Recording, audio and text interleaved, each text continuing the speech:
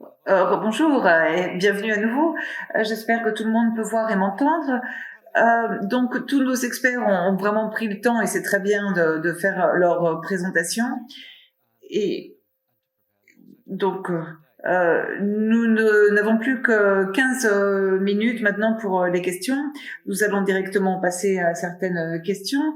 Nous en avons qui concernent la technique, mais aussi des questions de gouvernance et nous y tenons beaucoup. Je vais poser la première. Euh, John et Anne-Maria, pourriez-vous brancher vos micros et vos caméras? Donc, la première question. Donc, il a été mentionné que le MCB ne marcherait pas si quand l'air est sec, mais j'ai lu un article qui dit que la poussière de sel marin pourrait avoir un effet réfléchissant même en absence de nuages.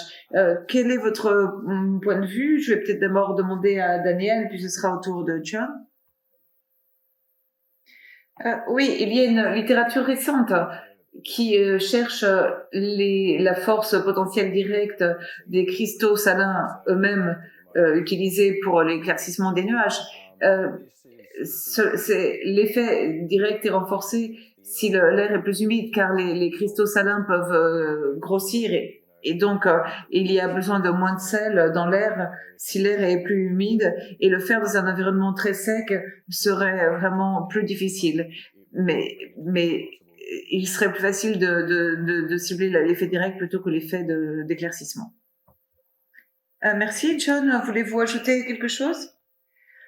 Non, je suis d'accord avec cela. Je pense que le problème serait il faudrait beaucoup plus de matériel pour utiliser les aérosols directement, car ça peut être autre chose d'ailleurs que du sel, tout matériel qui a un effet réfléchissant.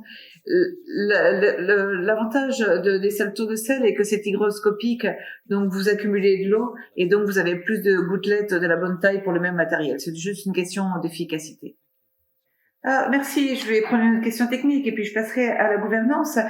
Est-il vrai que la circulation océanique et atmosphérique joue un rôle important pour refroidir l'eau et autour de la planète? Et par exemple, donc, que de choisir les nuages, c'est un avantage pour maximiser le refroidissement, en particulier si on le fait dans une région spécifique comme celle de la Grande Barrière. Ça va être Daniel, je pense qu'il va répondre à nouveau. Oui, c'est intéressant. Le blanchissement des coraux se fait en raison de la lumière dans les endroits où il y a de l'eau chaude. Donc, si on ne fait pas le MCB directement au-dessus de la barrière, et si ça fonctionne, on obtient des différents bénéfices, car on réduit la température de l'eau, et si on fait le MCB pendant longtemps, et on a également une réduction de la lumière, donc ce qui diminue le blanchissement des coraux. Et nous avons cherché à faire cela dans certains modèles. Et donc, si l'on étend la surface d'éclaircissement des nuages au-delà de la barrière et que l'on va aussi dans la zone dont on peut disposer dans le Pacifique, on obtient de mémoire un refroidissement de l'ordre de 40%. Et il est vrai que en particulier dans le sud de la barrière, il y a plus de stratocumulus, mais il y en a moins lorsque l'on va vers le nord. Mais pour ce qui est de la barrière de corail en particulier, il n'y a pas besoin des nuages idéaux, mais de nuages suffisamment susceptibles de refroidir l'eau, ce qui va limiter le blanchissement dans la mesure du possible, ou du moins tel qu'il est souhaitable. Et donc pour le moment, vraiment, nous n'avons que des résultats très préliminaires, mais l'utilisation des nuages pourrait être relativement encourageant. Mais comme je l'ai dit dans la présentation, simplement à un certain niveau, et cela pourrait être mis à mal par le changement climatique. Merci. Je vais passer une question de gouvernance que je vais adresser à Anna-Marie. Quelqu'un d'autre pourra peut-être répondre. Donc, les impacts environnementaux transfrontaliers ont été évoqués dans la présentation. Dans le cadre de gouvernance actuelle, avons-nous les outils pour gérer ce paradoxe qui est que d'avoir d'un côté des actions prises de MCB qui peuvent avoir ou pas des impacts transfrontaliers et de ne pas prendre de mesures qui auront donc des effets transfrontaliers en raison des risques et des dégâts causés par le changement climatique. Sommes-nous équipés donc pour gérer ce paradoxe? C'est une question intéressante. Cela dépend de. C'est une question un peu qui est tournée vers l'avenir. Tout dépend comment un pays en particulier perçoit les risques qu'il peut assumer en raison de ses actions et comment il met ça dans une balance par rapport à d'autres éléments sociaux et pour le monde entier. Donc, bien sûr, c'est une question vraiment de choses qui sont mises dans la balance et c'est une question subjective. Et je peux citer l'exemple où on peut faire le lien avec les lois qui pourraient exister quant à l'éclaircissement des nuages marins et aux conséquences transfrontalières qu'elles pourraient avoir. Daniel nous a très bien expliqué cette urgence de protéger la grande barrière de corail, car c'est un endroit très important pour l'élevage, la pêche, et c'est un bien également d'une grande valeur culturelle pour le reste du monde et pour l'Australie en particulier. Mais cela est vu dans une perspective assez petite, car en fait, ces mesures sont prises pour protéger la barrière de corail. Mais les juridictions fonctionnent d'une façon différente et elles peuvent faire valoir leurs droits souverains pour protéger leurs eaux territoriales ou pour protéger la pêche dans des zones économiques exclusives. Et en fait, ces gouvernements, ces droits souverains peuvent prendre des mesures qui, dans leur ensemble, auraient des conflits, des implications ailleurs, à l'échelle internationale. Et il est nécessaire d'avoir une coordination entre les États, mais il est probable qu'elle n'existe pas encore au-delà de ce qui peut, bien sûr, vouloir limiter les effets transnationaux de toutes ces choses. Et par ailleurs, certains pays pourraient manipuler leur capacité juridique pour pouvoir appliquer certaines technologies de géo-ingénierie. Et donc, on verrait alors une utilisation erratique de ces technologies qui, bien entendu, se traduirait par quelque chose de chaotique. On pourrait aussi citer la réduction drastique des émissions et de la façon dont elles sont liées à des mesures qui ne bénéficient peut-être pas d'une approbation internationale. Et on peut citer l'exemple de l'Australie où sont prises des mesures climatiques au nom de la lutte contre le réchauffement climatique, mais elles ne bénéficient pas d'une grande acceptation sociale, en particulier pour la MRS au service de la protection de la barrière de corail. Et cela renvoie à une question de responsabilité parce que on utilise la MRS, mais on ne s'attaque pas aux causes sous-jacentes.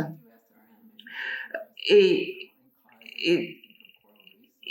donc, on peut également parler de l'acidification des océans qui est provoquée par une grande concentration de carbone de l'atmosphère qui rend les océans plus acides.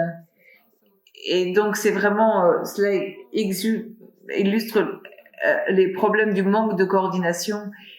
Et ce sont deux exemples vraiment de gouvernance auxquels on peut avoir à faire. Merci. Daniel, John, voulez-vous répondre quelque chose avant de passer à une autre question? Non, je ne remets pas la tête. Bon. Oui, c'est vrai que tout ceci renvoie à des mécanismes très complexes qui pour travailler ensemble sur ces questions. Je ne dis pas de les résoudre, mais simplement travailler dessus. et il y a beaucoup d'instruments, de communautés. C'est vraiment tout cela est quand même très embrouillé, comme je le disais. Pourriez-vous dire ce que vous pensez sur l'horizon temporel que nous avons pour la recherche et pour prendre des décisions sur le déploiement potentiel du MCB, pas simplement de la barrière de corail, mais à l'échelle mondiale, étant donné toute cette complexité? Je vais commencer à répondre, bien que sois sûre que les deux autres experts ont quelque chose à dire sur cela. Il faut à nouveau penser au cadre juridique et, et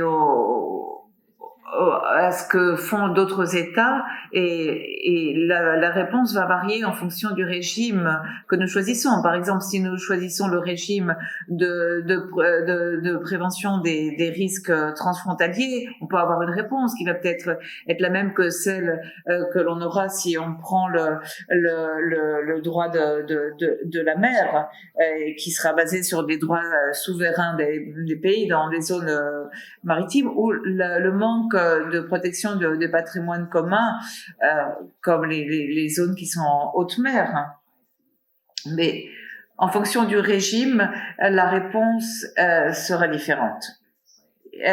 Si on reprend à cela depuis le point de vue du changement climatique, il y a des instruments qui sont surtout axés sur des questions climatiques et qui gèrent des concepts climatiques à l'heure de lutter contre le changement climatique, qui demandent une certaine coordination et qui vont au-delà des juridictions nationales, car cela affecte le système climatique dans son ensemble. Donc le droit international est fragmenté et donc on peut trouver différentes questions et différentes réponses sur ces technologies.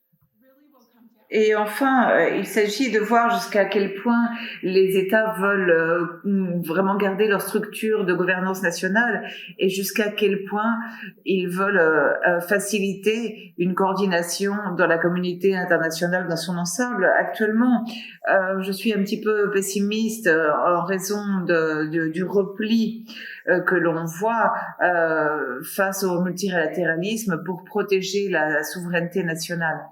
Et il est vrai qu'il y a toujours des fluctuations dans les thèmes qui est liés à la souveraineté. Et en ce moment, on dirait que le multilatéralisme ne vit pas ses heures de gloire.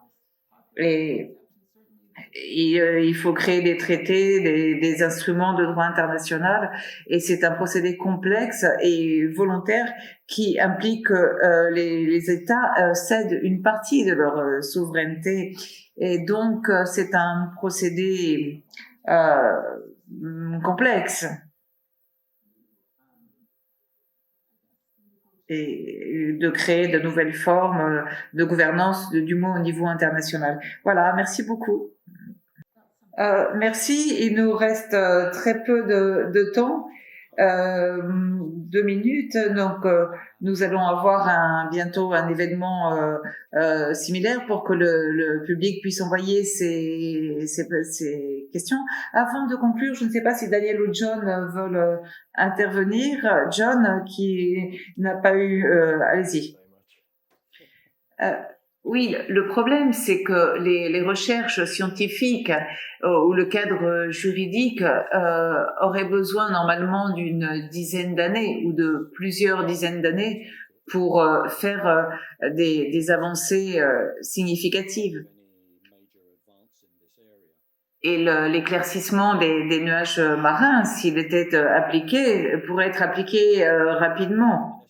Mais réussir à ce que les institutions juridiques soient mises à jour pour cette application, eh bien, demanderait beaucoup plus de temps. Il faudrait chercher une sorte de raccourci. La grande barrière de corail dépend de la souveraineté nationale et elle est suffisamment éloignée pour que le MCB n'ait pas d'effet transfrontalier. C'est un endroit idéal pour faire ces premières expériences. Et même si l'on applique la technologie pour la primaire veste, mais la faire en mer du Nord, dans l'Arctique ou en Méditerranée serait vraiment inconcevable. Merci beaucoup. Merci beaucoup. Nous sommes à la fin de notre événement. Je remercie donc vraiment tous nos experts d'avoir pris le temps d'être avec nous et merci au public d'avoir été avec nous. Donc nous avons une série d'événements et d'activités qui vont se dérouler. Vous pouvez en savoir plus sur le site de C2G. Nous avons déjà eu un campfire chat discussion sur l'éclaircissement des nuages marins. Et donc voilà, nous allons conclure la session d'aujourd'hui et merci. Bonne journée.